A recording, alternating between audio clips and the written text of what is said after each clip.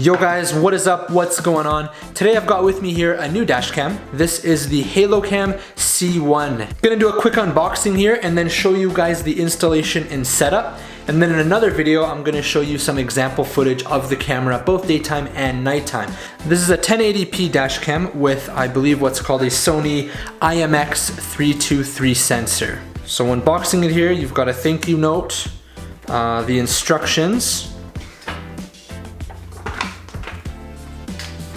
Nice presentation, you just take this off. Alright, so we've got the power cable. We've got a 12-volt outlet that has two USB ports. That's pretty nice, so that if you're running the dash cam, you can run something else. I believe they're both the same voltage, yeah, 5 volts or 1 amp. I've got the mount here, which comes with 3M tape, so it's not a suction cup mount, which I don't like. It's a 3M double-sided one, which is really nice. It stays firmly in place.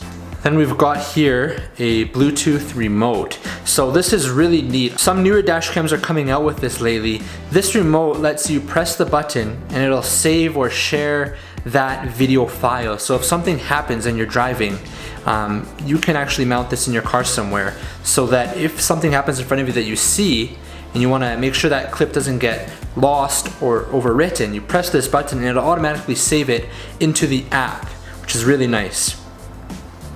Then last but not least is the dash cam itself. So this is just a single channel dash cam for the front. And that's what it looks like here. It's pretty small, fits in the palm of my hand here. It's got a pretty big looking lens on the front. I'm gonna leave that protector there. This looks like where the mount goes. Just slides in place like that. Got the micro SD port there. The port for the power cable, I imagine, and then a USB if you want to plug it into the computer. And there's a power button on the side.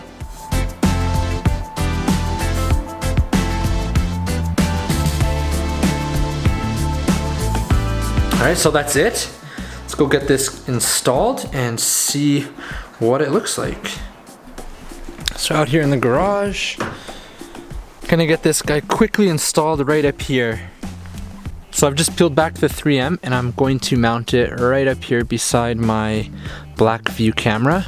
The nice thing about this camera is that you can adjust this locking ring up here and adjust it like any way. The black view can only go up and down, right? This can go any direction. So if it's not perfectly straight, you can actually like completely turn it horizontally or vertically and it'll adjust. And don't forget to insert your micro SD card.